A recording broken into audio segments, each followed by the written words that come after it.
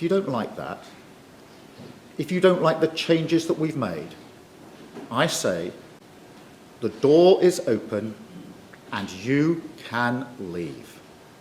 Social media sites.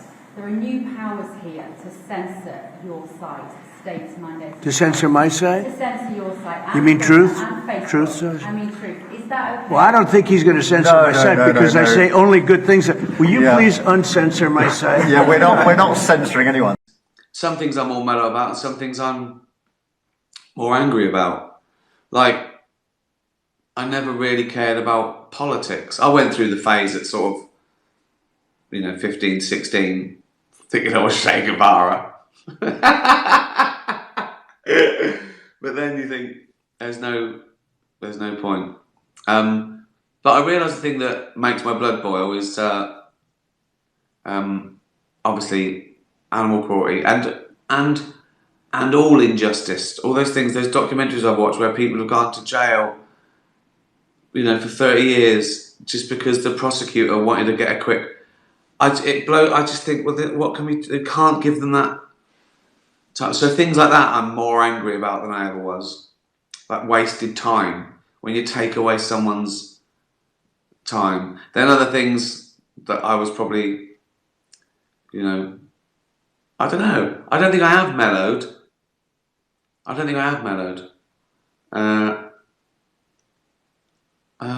Because I was only ever verbally brave. Do you know what I mean? It's not like I used to go out and steal cars and get into fights. It's not like I ran a gang. I was cheeky at school, then I was cheeky at work. Now being cheeky is my job.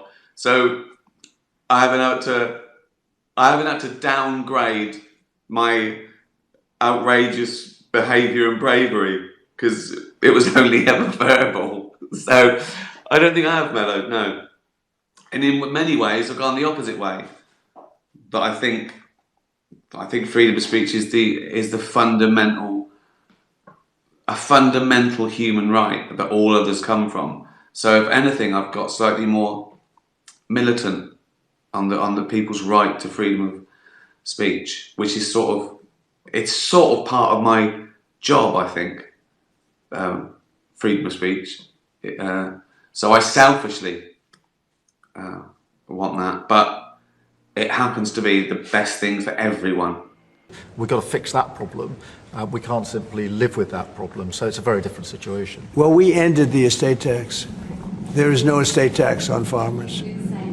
So when a parent leaves their farm, because again, a lot of these farms, they don't make a lot of money, but it's a way of life, and they love their way of life, and they love that dirt. That dirt is the most beautiful thing they've ever seen. They love it. I mean, they're farmers. They love doing it. They don't know how to do anything else, but they don't want to do anything else.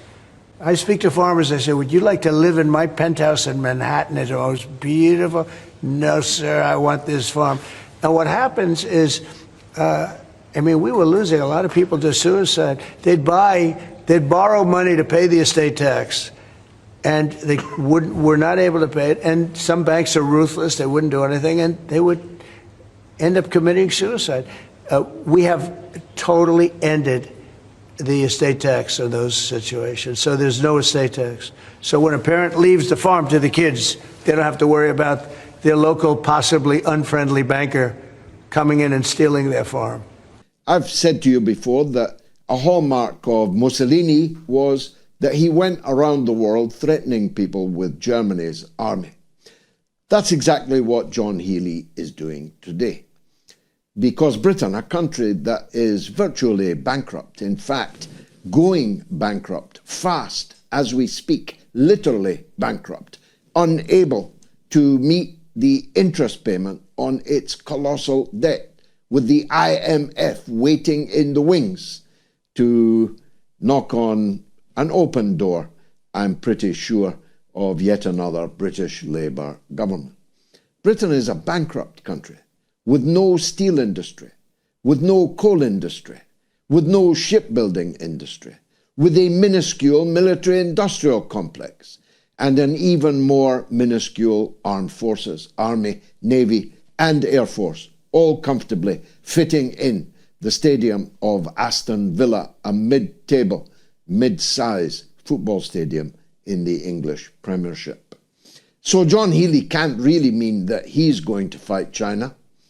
Even adding Australia to the mix, I'm not sure the Australian people were consulted before this announcement, but Healey said that Australia and Britain will fight China in the event of war erupting over Taiwan. Now, you at a push could persuade me that the side of a line Kupiansk lies on in Ukraine was my business. You could, at a push, even though it's been in 4 different countries in 100 years, you could at least persuade me to listen to the argument that after Kupiansk, other parts of Europe will be imperiled.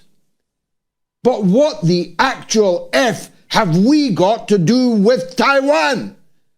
Taiwan, Taipei, where is it? What is it? Do you eat it? Do you lick it? Do you drive it? Taipei, your son may die in defense of Taipei. What madness is this? A Labour government, a British government that is about to abolish the old age pension as it has been known for a century because we can't afford to pay it. You're going to get a quarter of it when you're 67, and you're going to get the balance when you're 72 because we can't afford to pay it. We couldn't afford the cold weather payments for our old age pensioners during last year's bitter winter. We don't have the money. What madness is this? A country that is on its knees whilst handing over billions of pounds to the thief of Kiev, spending millions of pounds, flying reconnaissance missions for a genocide in Gaza, is going to go to war with China, the People's Liberation Army, the most gigantic army the world has ever known, the People's Liberation Navy, the biggest navy the world has ever known. 1.5 billion Chinese. Where do you think you are? Up the Yangtze? Do you know what happened? Healey, the last time Britain sailed a warship up the Yangtze, the Chinese sunk it in 1949.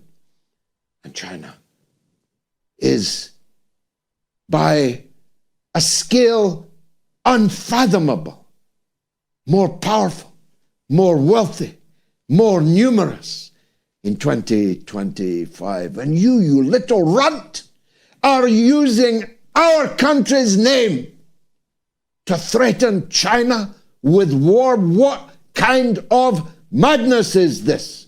Who was consulted on this? Did Parliament agree to this? I know that they would, but the contempt shown for British democracy is such that even a rubber stamp Parliament is not asked to endorse this kind of madness.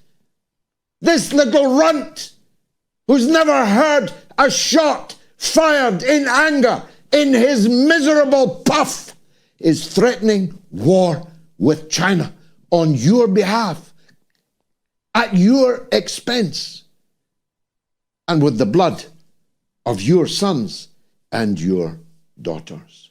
I'm beside myself with rage at this lunatic government that we have got. The most unpopular government there has ever been in British history. They're up to their necks in the genocide in Gaza. They're up to their necks in the bloodshed in Ukraine. And now we're setting sail for yet another war. Well, up with it I will not put. as I said, I'm as mad as hell, and I'm not going to put up with it. So let me tell you, John, it will be over my dead body that Britain will go to war with China.